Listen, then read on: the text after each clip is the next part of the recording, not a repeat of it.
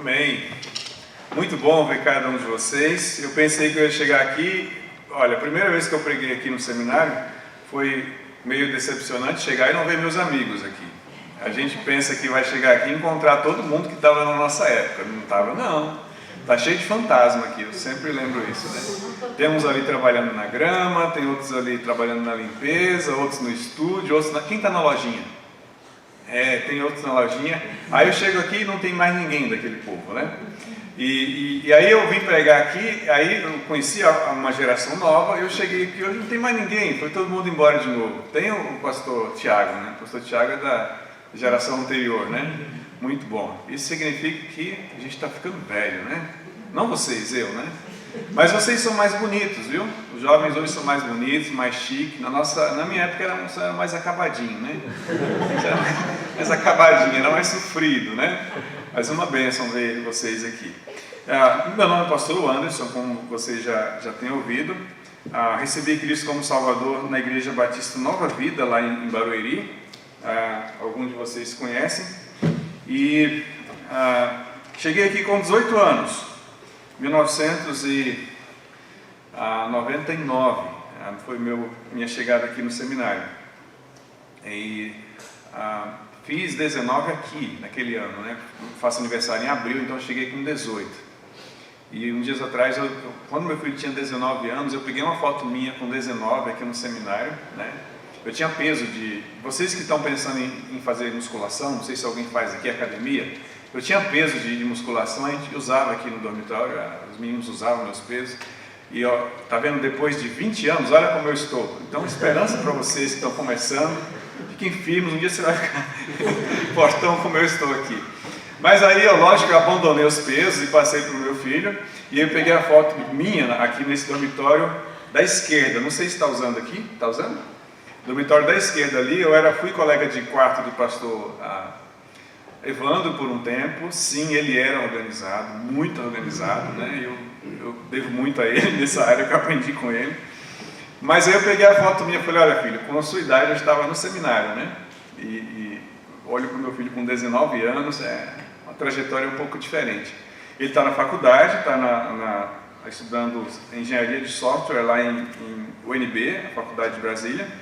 E a minha filha Abigail são gêmeos, está fazendo administração, ela está numa faculdade particular, mas ela mesma paga. Eu sempre falei para eles, vocês vão ter que estudar e pagar a sua própria faculdade, né? Ou então estuda para passar na federal. Então, Gabriel passou, ela não, então acho que ela nem tentou, na verdade, né? Nunca tentou. Mas, além do trabalho, ela também faz o estágio, então, além da faculdade. Então, trabalha e estagia. Então eu recebi a Cristo, vim de uma família católica aos 16 anos. Aos 18 eu vim para o seminário. Eu nunca imaginei que podia um dia eu ser pastor. De fato eu pensei que pastor era uma coisa de dinastia, sabe? Você tem um pai que é pastor, e o filho é pastor, e o neto vai ser pastor, e assim, igual rei. Então eu pensei que era assim. E aí um dia eu descobri que não, o pastor João Caetano, que era na época o pastor da Batista Nova Vida, em Barueri, ele não tinha um pai pastor. Então eu falei, como que é? Aí nós vimos um dia aqui conhecer o seminário, o famoso dia do seminarista. Veio uma Kombi com 8 pessoas, e tinha o pastor João e 8 jovens. Daquela tripulação, todos falaram que viriam para o seminário, menos o motorista e eu, né? E aí o pastor João falou, irmãos, todos os irmãos foram à frente, né, dedicando a vida, falando sobre ir para o seminário. Menos o Anderson, né, o Anderson? Eu falei, não pastor, eu não fui, mas eu não fui porque eu não achei necessário. Eu já tinha decidido com Deus que eu faria isso, né? No ano seguinte, daqueles 8, vieram, a princípio vinha eu sozinho, então eu peguei 100% do sustento. Aí depois um rapaz falou que vinha também, aí eu peguei metade, 50%. E depois uma jovem falou, eu também vou, e aí eu cheguei aqui com pouquinho sustento. Então eu tinha que trabalhar bastante, né? Trabalhava durante a semana, trabalhava nas férias e tudo, para poder conseguir pagar a mensalidade. E tem algumas coisas mais interessantes sobre chamado e namoro e casamento, que eu vou deixar para falar depois, né? Vamos parar por aqui, senão vocês vão enjoar só dessa parte. Muito bom, quero convidar você a abrir sua Bíblia, por favor, para o livro de Mateus, Evangelho de Mateus. E nós vamos começar aqui no capítulo 10 do Evangelho de Mateus.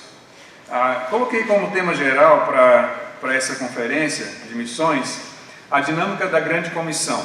Esse seria um tema geral, a dinâmica da grande comissão. Como as coisas acontecem, como que acontece desde a salvação de uma pessoa que Deus chama, Deus salva, Deus chama para o ministério, e através dessa pessoa Deus começa a fundar igrejas, e depois essas situações que o missionário passa, e pela misericórdia e graça de Deus ele consegue levar esse ministério até quando o Senhor Deus o chama para a glória. Isso são coisas que a gente às vezes não para pensar, não entende e às vezes até mesmo tem medo disso. Essa série de coisas que acontece desde a salvação até a conclusão do seu chamado, da sua obra nessa terra, no caso de um missionário, eu chamei de a dinâmica da grande comissão, pensando em missão como algo dentro da grande comissão.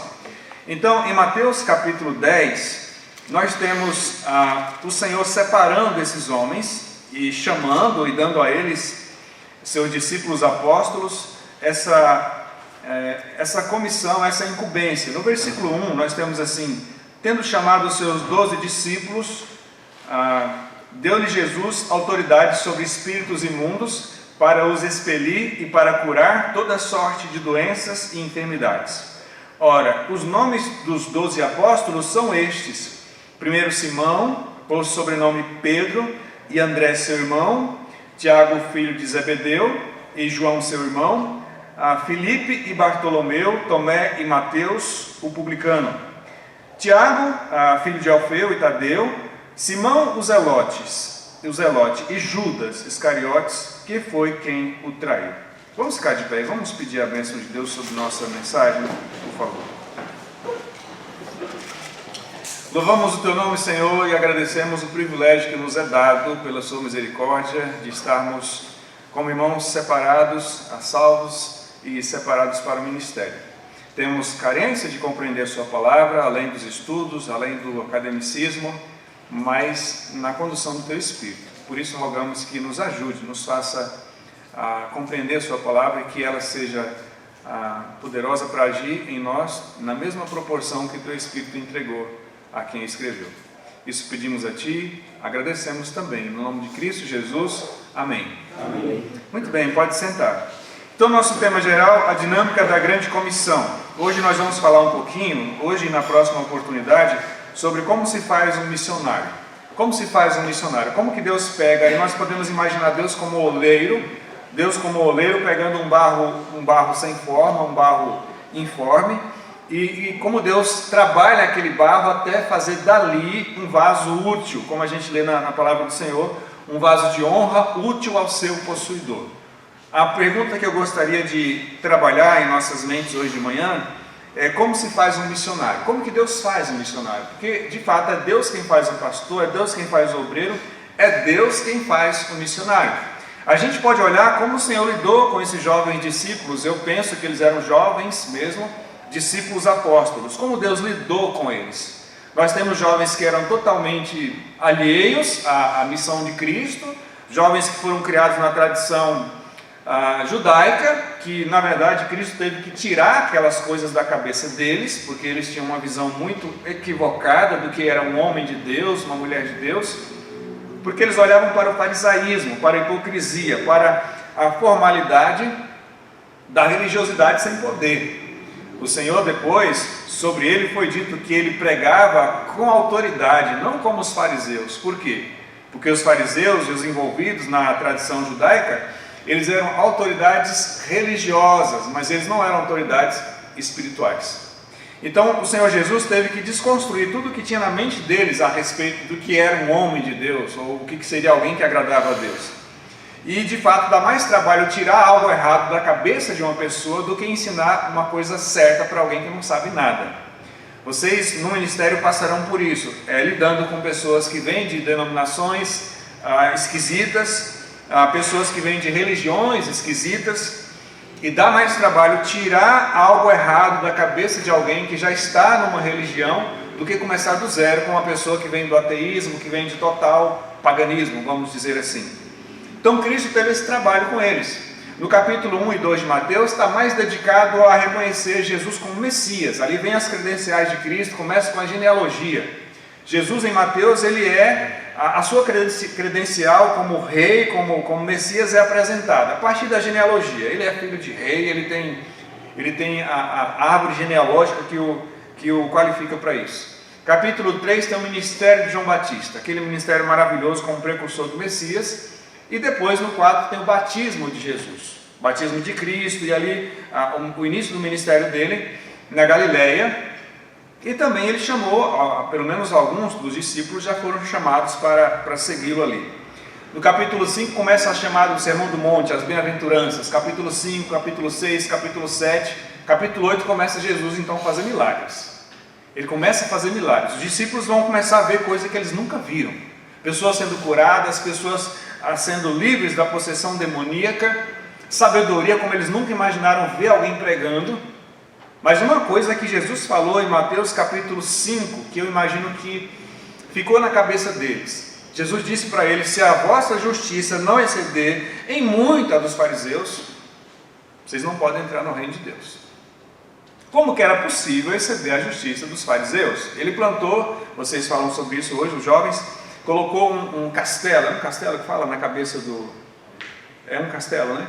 Colocou um edifício na cabeça dos discípulos, plantou lá uma coisa que foi muito grande, porque eles olhavam para aqueles homens como padrão máximo, olhavam para os fariseus e os da tradição judaica como padrão máximo de bom comportamento, de pessoas que eram irrepreensíveis. Eles olhavam, passando na rua, eles viam uma mulher, eles iam olhar para o outro lado, iam atravessar para o outro lado da rua. Os discípulos jovens sofriam no coração deles, porque eles viam aquelas mulheres, puberdade, ficar lutando com aquele negócio, né? E como que é possível ele ver uma mulher bonita, ele passa para o outro lado da rua? Ei, esses homens são muito fortes, esses homens aí são muito fortes. Eles davam esmolas, eles não davam ofertinha assim, né, na igreja. Eles juntavam pessoas nas praças. Já viu o Silvio Santos? Quem quer dinheiro? Quem quer dinheiro? Eles juntavam pessoas nas praças e davam dinheiro para todo mundo ver. Porque no imaginário deles da época, uma pessoa que era abençoada por Deus, ela era próspera. Então quanto mais você é abençoado, próximo de Deus, mais dinheiro você tem. Então eles estavam dizendo: olha como eu sou rico, olha como Deus me abençoa, olha como eu sou próspero, eu sou assim com Deus. Eles davam então, com a sua demonstração de oferta, um testemunho que dizia que eles eram os homens mais próximos de Deus. Além disso, eles jejuavam. Olha, o jejum deles era uma coisa assim, eles passavam um tipo de maquiagem para mostrar que eles estavam bem tristes, bem desanimados, e eles tiravam aquelas roupas chiques, botavam uns mulambos lá qualquer, para dizer: eu estou triste, eu estou jejuando, olha como eu sou piedoso. Os discípulos jovens olhavam aquilo e diziam: esses homens são inalcançáveis. Então o Senhor Jesus chama esses discípulos, ele disse: se a justiça de vocês não estiver em muito acima desses homens fariseus, vocês não podem nem chegar perto de Deus, vocês não passam nem do portão. Ele plantou um edifício na cabeça dos jovens. Ele foi mostrando aos poucos que, na verdade, a justiça que ele mencionou, que eles precisavam ter acima da dos fariseus, não era uma justiça própria, era a justiça do próprio Cristo. Que aquelas obras, todo aquele padrão elevado de conduta, tinha que ser colocado de lado. E no lugar dela, tinha que se reconhecer que eles precisavam da justiça de Cristo na vida deles. Então a obra a ser feita era muito grande, porque eles estavam muito longe da vontade de Deus. Muito longe, a distância era muito grande daquilo que Deus queria que eles fossem, para aquilo que eles eram naquele momento. Então Cristo chamou esses jovens. Ele disse: vem comigo. E aí nós temos um trabalho muito grande a ser feito na vida desses jovens, até que eles sejam os missionários usados por Deus. Vamos voltar para o capítulo 9, a nossa próxima mensagem vai ser em Mateus 10, mas hoje é Mateus capítulo 9, e ver como Cristo trabalhou. Então nós já temos falado que capítulo 8 e 9, ele faz muitos milagres, muitas maravilhas, e ele faz muitos sinais. Eles estão maravilhados com tudo aquilo. O Senhor Jesus vai mostrar para eles então que eles vão fazer parte disso.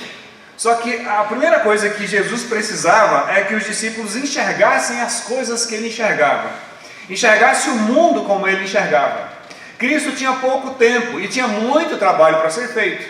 Como é que uma única pessoa faz tanto trabalho com pouco tempo que ele tinha? Ele faleceria, ele seria morto, sepultado em pouco tempo depois. E o mundo inteiro precisava ouvir de Cristo, então só tinha uma chance.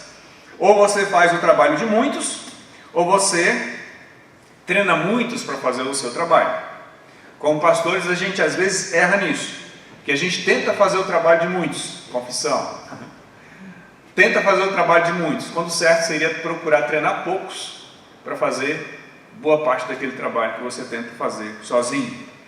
Então o Senhor Jesus, ele precisa que esses jovens tenham em pouco tempo a visão que ele tem. Então, depois de demonstrar que ele era o Messias qualificado, credenciado, ele faz aqueles milagres. Então, no capítulo 9, ele começa a trazê-los para dentro, para sentir o que ele sente, para ver o que ele vê e para começar a despertar neles a chamada para a sua obra. Em primeiro lugar, vamos olhar Mateus capítulo 9, versículo 35. Assim está na sua Bíblia. E percorria Jesus todas as cidades e povoados, ensinando nas sinagogas, pregando o evangelho do reino e curando toda sorte de doenças e enfermidades. Observe que você conhece o texto, eu não vou ler, imagino que já foi pregado muitas vezes aqui nessa capela, esse texto, mas o texto é aquele que Jesus, ele mostra a sua compaixão, vendo as multidões, ele tem compaixão delas, e ele fala para os seus discípulos, 37, 38, a seara é muito grande e não tem quase trabalhador. Os trabalhadores são poucos. Então roguem ao Senhor para que mande trabalhador para a sua seara, versículo 38. A primeira coisa que a gente vê aqui é a urgência. A urgência. Está destacado aqui em versículo 35. Como se faz um missionário? Primeiro, Cristo mostra um trabalho na consciência deles. Deus, para chamar alguém, preparar e enviar para a sua obra, Deus faz um trabalho na consciência. É mais do que saber. Consciência é mais do que saber. Consciência é saber, é sentir, aquilo faz parte de você. Aqui no versículo 35, ele está correndo para todo lado. O texto diz que ele está percorrendo cidades, povoados, ensinando nas sinagogas. Pegando o que foi dito pelo pastor mais cedo, não tinha avião, não tinha ônibus, não tinha carro, não tinha nem sequer esses Uber ou até moto, coisas assim. Então ou foi de jumento, ou foi de cavalo, ou foi de camelo, mas provavelmente a maior parte foi a pé mesmo. A pé. E ele foi, não numa cidade, ele começou na Galileia, mas ele não ficou lá. O texto diz que ele estava indo no plural, a todas as cidades em volta. Era de uma cidade para outra, de uma cidade para outra, de uma vila para outra. Além disso, ele estava indo nas sinagogas, no plural. Vocês devem saber que havia um templo lá em Jerusalém mesmo, naquela época, mas por ocasião ali dos cativeiros, provavelmente na época do cativeiro babilônico, o templo foi destruído e tudo mais. Então eles começaram a fazer sinagogas, que eram como se fossem pequenos filiais, pequenos templos, onde eles se juntavam e se reuniam. Pelo menos era preciso que houvesse 10 homens na cidade, 10 homens piedosos, com família de preferência, para poder fazer uma sinagoga. Então, na sinagoga, Jesus tinha um público diferenciado, porque eles estavam acostumados a ler os profetas, a cantar os hinos, e as pessoas podiam receber a oportunidade de levantar e fazer a leitura. Mas geralmente era só leitura mesmo. Só que Cristo entrava na sinagoga, o texto diz aqui no versículo 35, que além de fazer a leitura, ele estava pregando o evangelho, ele estava ensinando nas sinagogas. Então, obviamente, e aí a gente aprende que é Jesus fazendo isso. Jesus. Porque em muitas denominações, a ênfase está na demonstração de poder, na transformação da vida, no sentido de ser abençoado por Deus, de ser próspero. Mas o nosso exemplo, Jesus, o nosso Salvador, a prioridade dele era ensinar e pregar as Escrituras. A prioridade de Cristo não era, a não ser para credenciá-lo e mostrar a veracidade da palavra, a prioridade não era em fazer milagres e sinais e maravilhas e coisas assim. Eu, na idade de vocês, me sentia não poderoso, não me sentia praticamente sem poder nenhum. Eu vi esses textos aqui, eu falei, curar um aleijado, expulsar o demônio de um possesso, fazer a tempestade se acalmar, andar em cima da água. Puxa vida, vai ser difícil esse negócio, hein? Mas sabe uma coisa boa? Deus não nos tem chamado para isso. Não principalmente, não primeiramente para isso. Nos tem chamado para pregar a palavra. E nem isso sequer fazemos por nós mesmos, no nosso poder e capacidade. Mas até nisso, e principalmente nisso, a gente só se deixa ser usado por Deus. Então, a gente tem como exemplo de Cristo aqui, em primeiro lugar, a urgência. E nessa urgência de quem tem pouco tempo e muito para fazer, o que ele faz? Ele ensina e ele prega. Mas nessa urgência, ele leva os seus discípulos. Mestre, vamos para onde hoje? Cafarnaum. Cafarnaum, sim, vamos embora. Se prepara, levanta, vamos embora. Ah, ok, Cafarnaum. E amanhã? Galileia. E amanhã? Decápolis e tal, e de um lado para o outro, de um lado para o outro, de um lado para o outro. E eles falaram, é muita coisa, né? E pouco tempo, né? Exatamente. Agora vocês vão ser preparados, porque a minha hora vai chegar, o meu tempo se aproxima, e vocês vão tomar o meu lugar. Vocês imaginem a responsabilidade de preparar esses jovens para tomar o lugar de Cristo. Eles vão ficar com a responsabilidade de levar o Evangelho para todos os lugares do mundo. E eles fizeram bem. Chegou até nós. Estamos aqui hoje. Vai passar até de nós. Algumas pessoas pregando mostram muito apego aqui, muita ênfase, meu respeito a quem prega assim, nas multidões. Jesus vem das multidões. Então, nós temos que ter amor pelos pecadores, mas eu vejo muita coisa sendo falada sobre amar os pecadores e tal. Tudo isso tem o seu lugar aqui. Mas a primeira prioridade de Jesus aqui era preparar os apóstolos, preparar os discípulos apóstolos. Por quê? Porque eles ficariam no lugar deles. Eu gostaria de convidar você a fazer uma leitura de Mateus, de Atos, um pouco diferente. Mateus, na verdade, os evangelhos, Mateus, Marcos, Lucas e João. Eu tenho pregado Mateus na igreja. Começamos há 2 anos atrás, quando eu cheguei na igreja nova, que eu cheguei em 2003, em maio de 2023. Maio de 2023, né? Minha memória está ali dizendo que sim. Então nós começamos a pregar no Evangelho de Mateus. Começamos no capítulo 5. Na verdade, no capítulo 6. Tem que voltar para o 5 ainda. E em 2 anos, já chegamos no capítulo 15. Então já progredimos bastante, né? Em 2 anos conseguimos chegar no capítulo 15. Mas paralelamente, na quarta-feira eu estou pregando em Atos. Então eu estava pensando, pastor Tiago, trazer a mensagem. Tem que usar o mestrado para alguma coisa, né? Então vamos pregar. Aí eu falei, vou pregar em Atos. Mas ainda bem que eu fui para Mateus, porque o Tiago já está indo para Atos. Mas a gente vai chegar ali, né? Hoje ele falou, vamos abrir Mateus 10. Eu falei, quase. Na trave, tirou tinta, mas não é 16. Né? Mas 2 anos, só que a gente intercala, às vezes prega uma mensagem, depois volta para não ficar aquele negócio previsível, né? Prega um pouquinho ali, aí sai, volta de novo. Mas a minha leitura mudou um pouco nesse tempo. Vocês podem fazer isso também. Observe que sim, Jesus dá atenção às multidões. Jesus sim, dá atenção ao pecador. Mas observe quanta atenção Cristo concentrou na preparação dos apóstolos. Quanta atenção Jesus concentrou na preparação dos discípulos.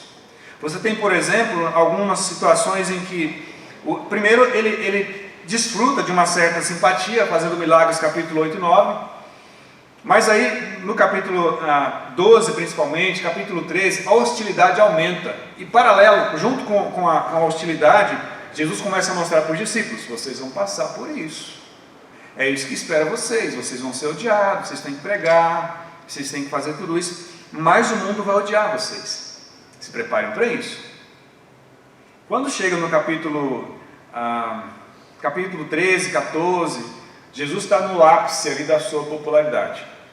De fato, ele faz a multiplicação dos pães e a multidão quer levantar Jesus como rei, até porque ele seria o rei que daria pão para todo mundo, né? Ninguém ia precisar mais comprar pão. Então, eles começam a assediar Jesus para tomar o trono. E o que Jesus faz? Ele deixa a multidão e ele vai para a montanha. Posso imaginar os que tinham pretensão política falando que bela forma de tratar os eleitores. No ápice da campanha, da popularidade, ele vai para a montanha orar, ele se retira, fica lá sozinho. Daí vem uma mensagem que, não sei, um dia talvez a gente possa ter o privilégio de pregar para algum de vocês, mas pensem sobre isso. Eu chamei de o reino ou a tempestade. O reino ou a tempestade. Porque Jesus estava para ser carregado nos braços e ser feito rei. E ele pega os discípulos e joga dentro de uma tempestade. E ele mostra naquela tempestade que a popularidade que está sendo oferecida por ele não é o que ele quer. Ele não quer tomar o trono político de Israel.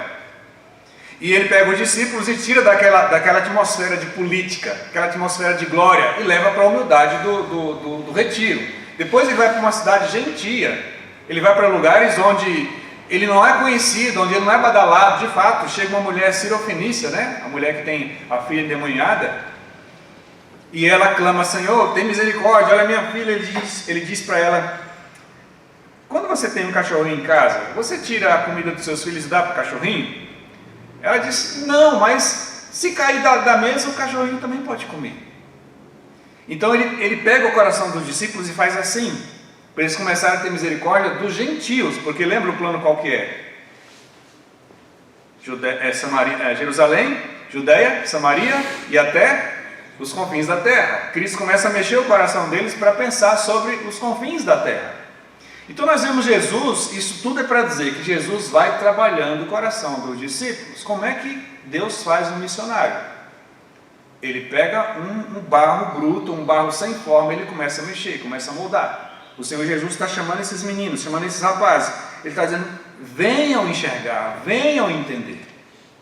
Qual é o segredo então? Penso eu que o Senhor está trazendo essas pessoas para conviver com Ele, para enxergar como Ele enxergava, para sentir como Ele sentia. Quando Ele chama os seus discípulos, em Mateus capítulo 4, começou a chamar, Ele diz assim: venham comigo e vocês serão pescadores de homens. Foi assim? Não está lá? Sim ou não? Está não? Venham comigo e eu farei de vocês pescadores de homens. Então quem é que faz o missionário? É Jesus que faz. Pastor, eu não sou missionário, eu gostaria de ser. Então quem vai fazer isso com você é Cristo. Se você não é missionário, mas gostaria de ser, quem faz isso é Cristo.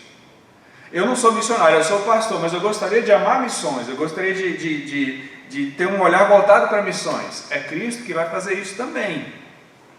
Então, a primeira coisa que ele mostra para os discípulos é a urgência, para lá e para cá o tempo inteiro pregando e ensinando. Era urgente. Tinha que tomar alguma providência rápido em relação a essa obra.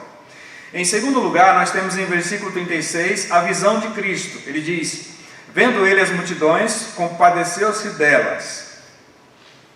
Vendo ele as multidões, compadeceu-se delas, porque estavam aflitas e exaustas, como ovelhas que não têm pastor. A visão de Cristo era essa.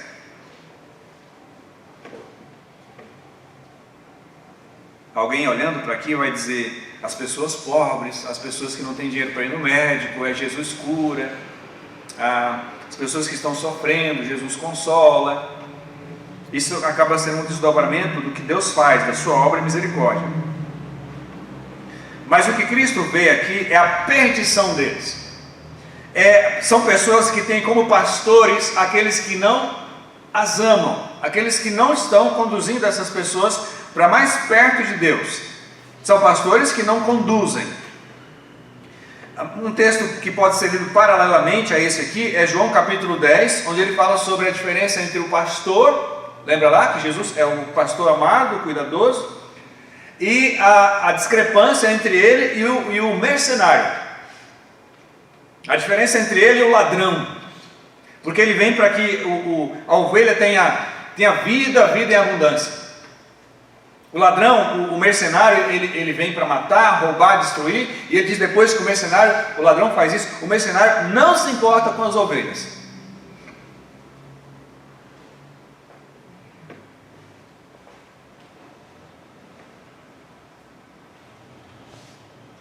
Então ele disse no capítulo 5, se a justiça de vocês não exceder muito a dos fariseus, não tem chance para vocês. Algumas dessas pessoas até tinham dinheiro. Nós temos pessoas famosas ali, como aquelas que foram curadas por Jesus, centurião, o Jairo, que teve a filha curada, era um homem importante na comunidade, mas eles não tinham quem pudesse se aproximar de Deus com poder e autoridade.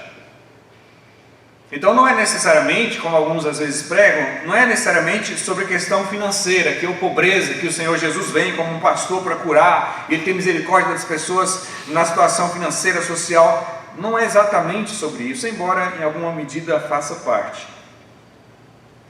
Mas necessariamente aqui o Senhor está falando sobre ovelhas que não têm pastor, pessoas que estavam sendo pastoreadas por homens que não tinham compaixão, por homens duros, que não, eles colocavam, Jesus disse, sobre os ombros dos outros um peso que eles não queriam carregar. Eles botavam nos ombros das pessoas um peso, uma carga que eles nem com o dedo mindinho eles queriam carregar. O Senhor disse que eles eram hipócritas, eram sepulcros caiados. Eles não tinham vida com Deus, mas eles imprimiam um peso tão grande nas pessoas que nem mesmo eles queriam carregar. Então, quando ele fala sobre as ovelhas aflitas, exaustas, que não tem pastor, ele está dizendo que eles não têm quem os ensine a se aproximar de Deus, que eles não têm uma palavra de salvação para conhecer, para ouvir, não tem quem pregue isso. Eles não têm uma mensagem, uma palavra de libertação, de aproximação de Deus, porque os seus tutores, seus pastores, seus mestres também estão longe de Deus. Ele mesmo disse: um cego guia outro cego, o que vai acontecer com ambos? Cairão no mesmo buraco. Essa era a situação dos homens que estavam à testa do governo religioso de Israel. Em Mateus capítulo 11, vocês conhecem bem, no versículo 28, ele diz: vinde a mim todos que estáis cansados e oprimidos, e eu vos... É sobre falta de comunicação, de comunhão, de aproximação de Deus que ele está falando, por não ter alguém que os ensine nesse caminho. Então, em segundo lugar, o Senhor Jesus mostra aos jovens discípulos apóstolos a sua visão. Um missionário que está sendo formado, ele precisa ter, e o Senhor Jesus vai mostrar para ele a sua visão, como é que ele enxerga. Ele mostra a urgência, mas eu sei que as pessoas estão carecas de saber sobre missões, estão carecas de saber que o mundo está perdido, que o mundo está terrível, eles sabem disso, mas eles não sentem a urgência disso, não sentem.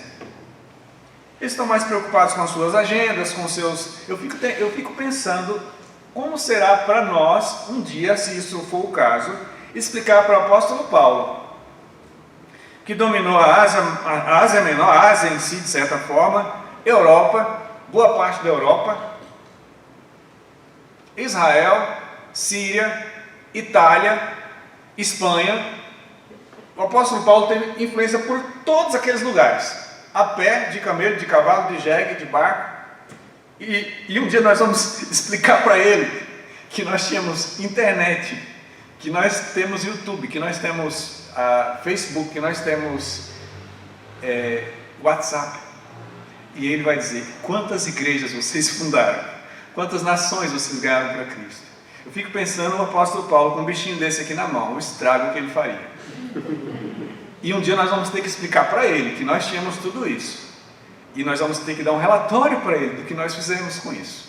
Você já pensou no tamanho da responsabilidade? É desse tamanho que nós estamos falando. Então o Senhor Jesus, ele tinha que fazer os seus discípulos verem isso, a urgência e o que ele estava enxergando, a visão de Cristo tinha que ser passado para eles. É assim que faz um missionário, é assim que se faz um missionário, pegando o que Jesus vê e fazendo ele ver, pegando o que Jesus sente e fazendo ele sentir, que é o nosso próximo ponto aqui, versículo 36. Ele diz: vendo ele as multidões, compadeceu-se delas. Compaixão. Você sabe o que é compaixão? Sim, pastor, é ter compaixão, ter dó das pessoas. Isso é compaixão, em certo sentido. Mas principalmente pensando no latim, a compaixão, o padecer junto com a compaixão, a paixão tem a ver com sofrimento, né? Vocês lembram da paixão de Cristo, o sofrimento de Cristo. E o com, obviamente, tem a ver com aquilo que está associado. Então, no latim tem mais essa ideia do padecer junto com. Padecer junto com. Na expressão dos judeus, mais voltado para o sentido grego e até da cultura deles, tem mais a ver com aquilo que a gente sente na barriga. Eu gosto de ilustrar isso da seguinte forma. Eu sei que isso não acontece mais hoje, mas na minha época de seminarista acontecia de vez em quando. Tá? Que a minha esposa e eu éramos amigos, trabalhávamos na mesma igreja, tá, pastor Jair, na igreja de Atuba, e eu afirmo e ratifico que trabalhando junto e nos gostando, nós nunca fizemos nada errado. Nunca aproveitamos o trabalho prático para tirar uma casquinha, nunca. É verdade, gente, eu estou falando sério. Sabe que uma vez, no horário do namoro, o irmão Marcos chegou para mim e entregou não sei se tem isso aqui hoje ainda, uma folha de demérito. Ainda tem demérito hoje? Tem? Alguém falou demais? Eu duvido que algum de vocês me supere. Eu tomei 5 no primeiro dia de aula. Alguém tomou no primeiro dia? Não? Vocês têm muito que aprender. Sabe o que eu fiz no primeiro dia de aula? Saí da mesa e deixei a cadeira fora do lugar, sem encostar debaixo da mesa. Tomei 5. Nem sabia o que era. O que é isso aqui? 5 deméritos. Ô, irmão Marcos, que negócio é esse? A cadeira fora do lugar. 5 deméritos. É terrível. E aí ele me entregou deméritos, né? O irmão Marcos entregou deméritos para mim no horário de namoro. Imagina a vergonha. Os casais ali, ele chegou e entregou para mim. Era muita coisa, eu não sei se era 20, um absurdo, deméritos. Mas o que aconteceu aqui? Ele falou, não, é porque você foi visto beijando a Kátia. Eu falei, como que é? Como é que é? Estava pronto para brigar, imagina eu com chassi de grilo, né? Enfrentando o seu Marcos. Ele falou, você foi visto beijando a Kátia. E a coisa foi esquentando, eu conversando, eu me irritando e tal. Quando ele viu que eu estava muito bravo, ele falou, não é brincadeira, é brincadeira. Era meu aniversário. Era meu aniversário e aquele era o presente que ele estava me dando. Uma trollagem, né? Os jovens hoje diriam trollagem. E eu estava conversando com um seminarista, com um pastor, depois de já ter formado, muito tempo, nós 2 pastores, e ele disse, olha, aquela sala de namoro rolava de tudo, né? Eu falei, como assim? Ele falou, quer dizer que você nunca fez nada na sala de namoro. Eu falei, não. Você nunca pegou, nunca deu um beijinho na Kátia na hora de namoro? Eu falei, não. Ele falou, acho que é só você então. Não acredito nisso, né? Então tinha uns casais lá que davam uma pegadinha na mão, que davam não sei mais o que eles faziam, né? A gente não, a gente era bem certinho, bem Caxias, né, diria, né? Mas eu não tinha intenção de namorar com ela, era minha amiga. Eu estou adiantando a parte que eu ia falar de namoro e casamento, porque isso é importante. E a pastor Divino fazia o trabalho do Cupido, né? Ele chegou para mim e falou, o que você acha da Kátia? Eu falei, partidão, né? Partidão. Vamos ficar por aí. E ele disse, então, você não quer pensar sobre ela? Eu falei, pastor Divino, quem sou eu na fila, né? Quem sou eu na fila, né? Kátia, não tem como não. Ele falou, olha, eu penso diferente de você, eu acho que você deveria pensar nela e orar por ela. Eu falei, tá. E fiquei fazendo jogo duro. Não sei bem, se Kátia... Tinha as opções, né? Tinha opções. Naquela época era tudo cheio de alunos aqui. Tinha alunos aqui, no outro prédio, ali em cima tinha uns rapazes. Ali era favelinha, ninguém queria morar ali. Ali era favelinha. E eu morava aqui na área nobre, né? Mas tinha muitos alunos, muitos. Acho que na casa dos 80, se não me engano, naquela época. Então tinha opções, os rapazes tinham opções. Não sei. Aí um dia, eu estava almoçando e Kátia estava conversando com um rapaz. Um rapaz, boa pinta, né? Concorrente à altura. Eu estava almoçando, quando eu vi Kátia conversando com aquele rapaz, mas veio uma onda de vagalumes aqui na minha barriga, que eu nunca tinha sentido aqui. Já? Vagalume na barriga? Falei, opa, o que está acontecendo? E o medo de perder, na hora, aquele medo de perdi, e aí na hora eu agi. Eu fui lá, Kátia, é o seguinte, foi. A expressão hebraica que os judeus usam tem a ver com isso aqui. Compadecer ou a compaixão é sentir nas entranhas, é sentir na barriga, porque para eles a sede das emoções é aqui, não é no cérebro. E eles têm razão, porque tem mais células de terminações nervosas daqui no estômago e intestino do que no próprio cérebro. Jesus olhou para as multidões e ele sentiu nas entranhas a miséria, a dor, a perdição deles. E ele queria que os seus discípulos sentissem. Então ele teve compaixão deles. Isso vai aparecer em vários textos. Vamos olhar aqui alguns deles para você ter uma ideia desse sintoma. Não é nem um sentimento, é um sintoma que Cristo tem. Além de Mateus 9,36, em 14, ele está de novo diante das multidões, 14, versículo 14 também. Desembarcando, viu Jesus uma multidão, compadeceu-se dela e curou os seus enfermos. Ele está diante de uma multidão e ele tem compaixão deles. Em capítulo 15, versículo 32, olha o que está escrito: e chamando Jesus, os seus discípulos, disse: tenho compaixão desta gente, porque há 3 dias que permanece comigo e não tenho o que comer, e não quero despedi-la em jejum para que não desfaleça. Em capítulo 17, versículo 15, capítulo 17, versículo 15: Senhor, compadece-te de meu filho, porque é lunático e sofre muito, pois muitas vezes cai no fogo e outras muitas na água. Mas observe qual é o pedido sobre esse jovem possesso: tenha compaixão de mim. No capítulo 15, a gente tem uma coisa interessante também, quando chega no versículo 29.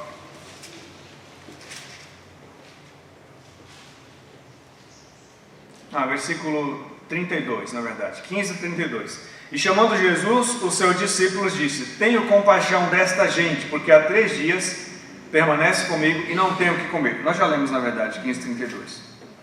O Senhor Jesus, o que ele sentia pelo povo? O que ele sentia pelo pecador? Compaixão. Não era pena, não era dor. Ele não estava preocupado com a questão social. A princípio não era essa a urgência de Cristo. Era compaixão. Ele estava perdido como eles? Não, ele era Deus, ele é o Filho de Deus. Mas ele sentia o que eles sentiam. O que ele estava vendo? Pessoas que não tinham um pastor. Pessoas que não tinham alguém para eles mostrar o caminho que chegava até Deus. Então o Senhor Jesus, além de passar para eles o senso de urgência, passava para eles o que ele via, passava para eles o que ele sentia dentro dele em relação à perdição desses homens. Versículo 37. E então se dirigiu a seus discípulos: a seara na verdade é grande, mas os trabalhadores são poucos. Rogai, pois, ao Senhor da seara que mande trabalhadores para a sua seara. Assim ele termina. O Senhor Jesus, ele tem muitas orientações em relação à oração. No capítulo 6 de Mateus, está o que nós chamamos de oração modelo, que ele passa vários princípios para os discípulos de como orar. Mas aqui nesse texto, ele não está falando sobre orar para não entrar em tentação, como ele ensinou em Mateus 6. Vocês já fizeram essa oração? Hoje? Orar para não entrar em tentação? Porque a gente cai em tentação, né? Não sei vocês, mas eu ainda hoje caio em tentação. Mas é uma coisa que o Senhor ensinou a gente a orar. Orar para não entrar em tentação. Mas orar também pelos cristãos rebeldes, a orar pelos que estão enfermos, a orar por várias situações, por várias necessidades. Ele, de fato, em Efésios 6, 19 também, em 2 Tessalonicenses 3:1, ele vai pedir para orar pelo ministério da palavra. Ora por mim, ele pede, ore por mim, para que no pregar da palavra eu tenha ousadia e fale o que convém, e Deus opere com o seu poder enquanto a palavra estiver sendo pregada. Imagine Paulo pedindo para a igreja orar por ele, para ver como nós somos dependentes, para ver como nós somos dependentes do poder, da misericórdia, da ação de Deus. Paulo, o autor da maior parte do Novo Testamento, o homem que conhecia a lei, os profetas e os salmos memorizados, o homem que podia pregar em qualquer lugar, diante de qualquer pessoa. Ele poderia dizer: pega o seu rolo da lei, abra no livro tal. Pega o seu livro dos profetas, abra no livro tal, no capítulo tal, e veja o que o profeta tal disse. E ele chega para a igreja e diz: irmãos, orem por mim porque eu vou pregar. Temos que aprender sobre Paulo, sobre humildade com o apóstolo Paulo. Mas sabe uma oração que não tem na Bíblia? Não é ordenado para a gente no Novo Testamento fazer? Orar pelos não salvos. para que sejam salvos. Não é chocante? O Novo Testamento não ensina a gente a orar por salvação de almas. Eu sei como é a cabeça de vocês. Então é pecado orar por salvação de almas? Lógico que não. É errado também? Não, não é errado.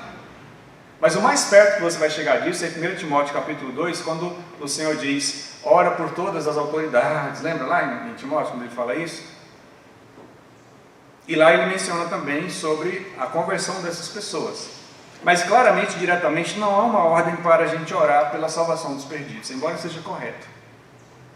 Mas Paulo falou: ore por mim para que eu pregando abra a boca e a pregação e haja um fruto ali do trabalho.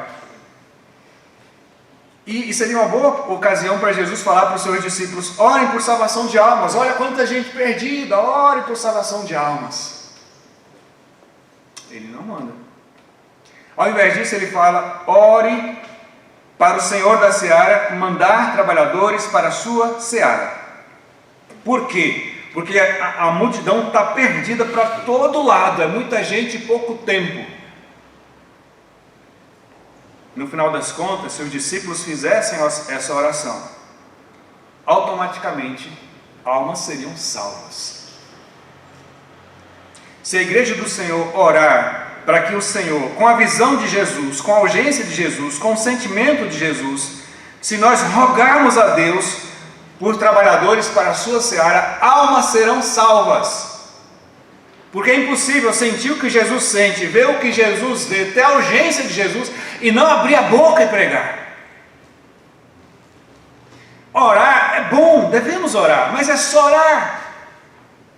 Se você rogar por obreiros, Deus fará de você um obreiro. Ai, que medo!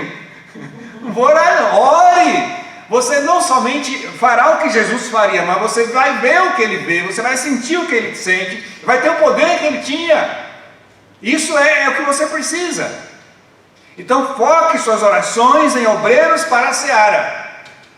Ore por isso. E dentro de pouco tempo, muitas almas serão salvas por você, pregando o Evangelho. Amém. É isso que vai acontecer. Pergunte para as pessoas que não ganham almas. Não ganham.